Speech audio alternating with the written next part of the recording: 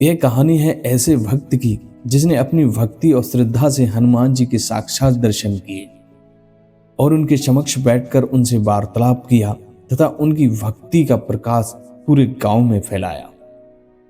एक समय की बात है, उत्तर प्रदेश के एक छोटे से गांव शिवपुर में एक पुराना हनुमान मंदिर था जो घने जंगलों के बीच में स्थित था।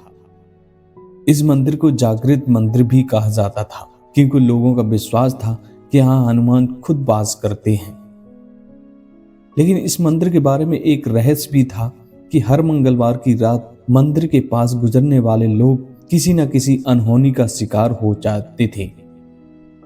लोगों का कहना था कि मंदिर की सीढ़ियों पर रात को कोई नहीं चढ़ सकता क्योंकि यहाँ कोई अदृश्य शक्ति पहरा देती है। उसी गांव में एक युवक अर्जुन था जो अपने निडर स्वभाव और तर्कवादी सोच के लिए जाना जाता था। अर्जुन को इन बातों पर विश्वास नहीं था। उसने गांव वालों से कहा, क्या सब अंधविश्वास है? मैं इस मंदिर में जाऊंगा और देखूंगा कि सच क्या है। अर्जुन के परिवार और दोस्तों ने उसे रोकने की बहुत कोशिश की लेकिन वह नहीं माना। उसने तय किया कि वह मंगलवार की रात मंदिर में जाएगा और रहस्य का पर्दाफाश करेगा।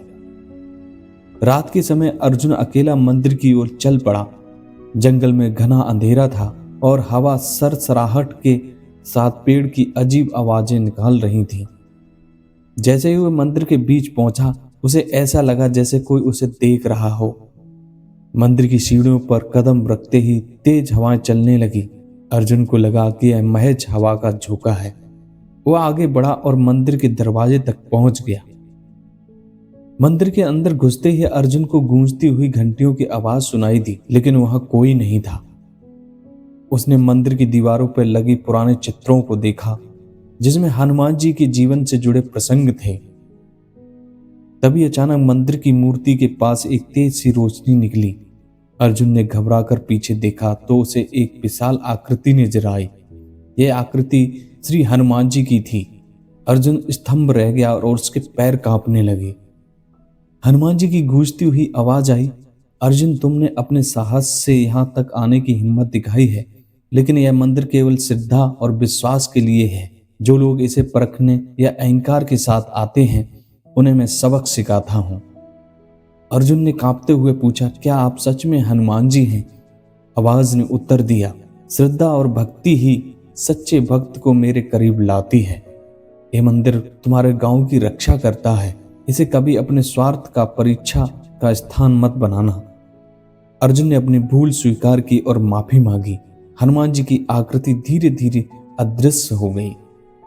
अगली सुबह जब अर्जुन ने गांव वालों को यह बात बताई तो वे स्तंभ रह गए।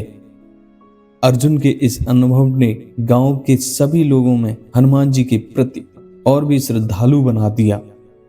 यह कहानी हमें सिखाती है कि श्रद्धा और विश्वास हमारे जीवन का सबसे बड़ा आधार है।